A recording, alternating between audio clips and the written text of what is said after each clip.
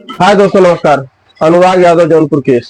दोस्तों, आज है 2 अप्रैल और आप लोगों को पता होगा कि अनुराग यादव की फिर से आज सुनवाई होने वाली है। जैसा कि आप लोगों को पता था, पिछली तारीख में सुनवाई नहीं हो पाई थी कुछ वजह से। जो वजह थी मैंने बताया था, किसी अधिवक्ता की डेथ हो जाने की वजह से अगली तारीख पड़ गई। और जो अगली तारीख पड़ी थी दोस्तों, वो आज की थी और करीब 1 सप्ताह के बाद ये तारीख पड़ी है। तो हम लोगों ने काफी इंतजार किया इस तारीख के लिए और हर बार दोस्तों ये उम्मीद होती थी कि इस बार जब बहस होगी या इस बार जब सुनवाई होगी तो कुछ नया मोड़ आएगा और कुछ बातें निकल करके आएंगी। और संभावना यहाँ तक है कि इस बार सुनवाई में फैसला भी आ सकता है, फाइल आदेश में पहुंच भी सकती है। लेकिन दोस्तों, मैटर है सुनवाई होगी कि नहीं होगी, फाइल आदेश में जाएगी कि नहीं जाएगी। लेकिन कोर्ट कचहरी के मैटर से परे अगर आया जाए और अभी अनुराग के मामले में और क्या कुछ नया होने वाला है और वीरेंद्र प्रधान के साथ जो भी घटना घटी उसमें कुछ क्या नया होने वाला है और राजेश यादव दरोगा की जो नौकरी जाने वाली उस मैटर में क्या हुआ है, तो बहुत सारे मुद्दे हैं। सारे मुद्दों पर बात करेंगे। तो सबसे पहले दोस्तों हम बात करते हैं आज जो कार्रवाई होने वाली है उसके मैटर में।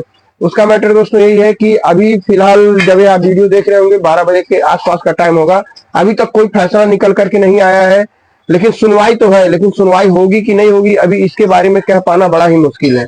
अगर सुनवाई हो जाती है तो आज फैसले में नया मोड़ आ सकता है, फाइल आदेश में भी पहुंच सकती है और अनुराग और लालता के बीच में किसी एक के पक्ष में फैसला भी जा सकता है। यह कोई जरूरी नहीं है कि फैसला अनुराग के ही पक्ष में जाए, क्योंकि दोनों तरफ के वकील आपस में एक दूसरे को नीचा गिराने की कोशिश कर रहे हैं। लेकिन अगर पलड़ा भारी होने की बात की जाए तो अनुराग का ही पलड़ा भारी है। जिस तरह से सरकारी अधिवक्ता के साथ साथ अनुराग के पिता की डिमांड पर जो प्राइवेट अधिवक्ता है वह लोग भी पूरे जी जान से लगे हुए हैं कि अनुराग को इंसाफ मिले और लालता के मकान पे जल्द से जल्द बुलडोजर चले। अभी इसमें कुछ और मुख्य बातें हैं जिसको लास्ट में करेंगे। अब आते हैं दोस्तों, सेकंड पॉइंट यह है कि आप लोगों ने एक नाम 2-3 दिन से सुना होगा जो बहुत ही ज्यादा चर्चा में है, दिलीप राव बलवानी, जो भारतीय जनता पार्टी के एक कार्यकर्ता है, सामाजिक संगठन भी चलाते हैं और लोगों की मदद भी करते हैं। साथ साथ दोस्तों कहा जाता है कि वो माननीय मुख्यमंत्री योगी आदित्यनाथ के बहुत ही ज्यादा करीबी हैं।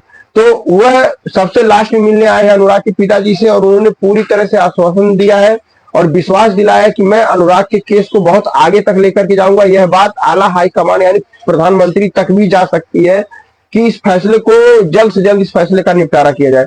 हालांकि यह मामला माननीय मुख्यमंत्री योगी आदित्यनाथ जी के संज्ञान में है, उनको इस मामले के बारे में अच्छी तरह से पता है और सब कुछ जानते हुए भी अभी वह एक बार भी अनुराग के परिवार से मिलने नहीं आए हैं। हाँ, उन्होंने सहायता राशि प्रदान की, मुख्यमंत्री राहत कोष की तरफ से इनको कुछ राशि भी प्रदान करवाई है, लेकिन मिलने वाली बात है तो अभी तक अनुराग के पिताजी से यह मिलने नहीं आए। लेकिन दिलीप राव बलवानी के आने के बाद उन्होंने कहा है कि मैं आपको बहुत जल्द आपके परिवार को बाबा योगी आदित्यनाथ जी से मिलवाने का कार्य करूंगा। हालांकि विपक्ष की पार्टी की बात की जाए तो ये अखिलेश यादव इनके परिवार से मिल भी चुके हैं। अखिलेश यादव आए नहीं थे, ये लोग स्वयं जाकर के अखिलेश यादव से मिले थे किसी के थ्रू। तो अखिलेश यादव से मिलने के बाद तो कानूनी कार्रवाई में कोई उलटफेर नहीं हुआ। हाँ, उन्होंने सहायता राशि प्रदान की, अपने यथाशक्ति उन्होंने मदद की।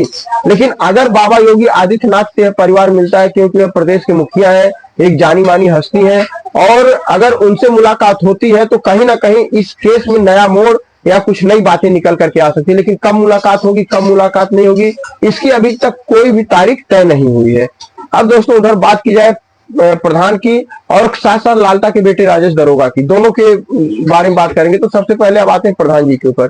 प्रधान जी जब जेल में गए थे दोस्तों तो हम लोगों को यही लगा था कि गए हैं 10 से 15 दिन के अंदर छूट करके आ जाएंगे, जमानत हो जाएगी, बेल पर छूट करके आ जाएंगे। क्योंकि जो लालता का भाई था राजकुमार, जो जिंदा असलहे के साथ पकड़ा गया था और जब उसको जेल हुई थी तो लोग यही उम्मीद लगा रहे थे कि इतनी जल्दी छूट करके अब नहीं आने वाला, अपने भाइयों के साथ यह सड़ेगा या छूट करके भी आएगा तो काफी टाइम लगेगा। लेकिन क्या कुछ ऐसा हुआ आज तक किसी को नहीं पता चला। बस लोगों को ये लगा कि वह गया और आया, यानी कि 15 दिन के अंदर अंदर उसकी बेल हो गई और वह छूट करके आकर के आज भी घूम रहा है। तो इसी सारी कंडीशन को देखते हुए अंदेशा लगाया गया था कि प्रधान जी भी बहुत जल्द छूट जाएंगे। लेकिन दोस्तों प्रधान जी अब इतनी जल्दी नहीं छूटने वाले, क्योंकि 7 धाराएं उनके ऊपर ऑलरेडी थी और आपको लोगों को पता होगा, नहीं पता है तो बता दो, एक धारा उनके ऊपर और बढ़ा दी गई 452। अब 452 धारा बढ़ाने की वजह से कोई मतलब 452 धारा में इन्वॉल्व थे ही नहीं। मैं आप लोगों को शॉर्टकट में बताऊं, 452 का मतलब होता है किसी के घर में घुस करके जबरदस्ती मारपीट करना, सामानों को नुकसान पहुंचाना, किसी भी प्रकार की क्षति करना बिना अनुमति के। तो प्रधान ने ऐसा किया ही नहीं, लेकिन 452 लगाने का मात्र मकसद ये था कि इनकी बेल को रोका जाए और जिसमें विपक्षी कामयाब भी हो जाते हैं। प्रधान जी को पहले भी फंसाने का प्रयास किया गया, लेकिन वह गए और खड़े खड़े उनकी जमानत होगी, छूट करके आ गए। लेकिन इस बार उनको इस तरह से चक्कर में फंसाया गया है कि जमानत होगी कि नहीं होगी, अभी इस पे भी संदेह बरकरार है। लेकिन अब अनुराग के पिताजी ने एक नया दांव खेला है, उसके बारे में भी बात करेंगे और लास्ट में आज कोर्ट में क्या होगा उसके बारे में भी बताएंगे।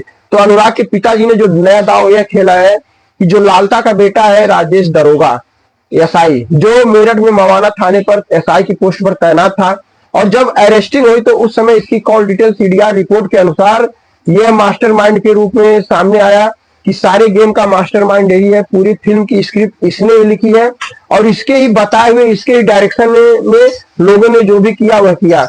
लेकिन वह मात्र 3 महीने के अंदर अंदर इतना जघन्य अपराध करने के बावजूद और उसमें पूरी तरह से संलिप्त रहने के बावजूद भी उसको 3 महीने के अंदर अंदर बेल मिल जाती है और वह भी छूट करके आ जाता है, जिसका बहुत ज्यादा विरोध किया गया, लेकिन कहीं किसी का कोई विरोध काम नहीं आया और उसकी भी बेल हो गई। लेकिन बेल हो गई वह है, लेकिन अब अनुराग के पिताजी ने एक नई याचिका प्रस्तुत की है उच्च अधिकारियों के समक्ष और उनके पास आवेदन भी किया है कि राजेश यादव यानी कि दरोगा, जो वह दरोगा की नौकरी कर रहा था वह फर्जी थी, फर्जीवाड़े पे फर्जी कागजात के दम पर उसने वह नौकरी हासिल की थी।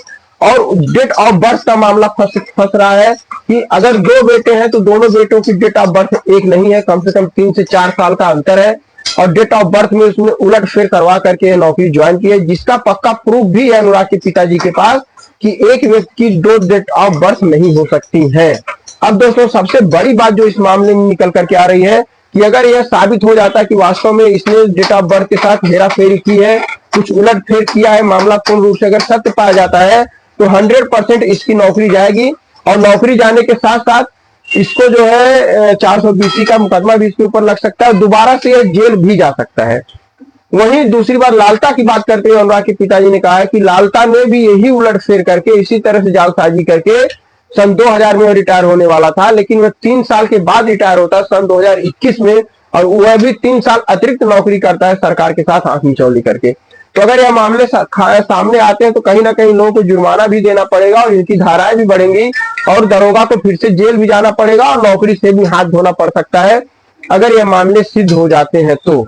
और दोस्तों अब इसके आगे की अगर बात की जाए तो अभी जो अनुराग के साथ हो रहा है इस मामले में कुछ भी कहा नहीं जा सकता है, क्योंकि जिस तरह से लालता की ही बातों को सुना जा रहा है, मीडिया वाले कह रहे हैं, पुलिस प्रशासन क्या कर रहा है क्या नहीं कर रहा है, कानून वाले क्या कर रहे हैं, इस सब से हमको मतलब नहीं, क्योंकि ये लोग अपना कार्य करेंगे। हमारे कहने से, आपके कहने से इन लोगों की कार्यशैली में कोई बदलाव नहीं। वहां मीडिया के वीडियोज बनाने से एक इनके ऊपर दबाव बन सकता है और दबाव ऑलरेडी बना हुआ है। अब दबाव बना हुआ है, अब इस दबाव में आ करके अब कहीं ना कहीं दोस्तों हमेशा यह सुनने को मिलता है कि इस तारीख को फैसला हो जाएगा, उस तारीख को फैसला हो जाएगा, बस अगली सुनवाई के दिन हो जाएगा।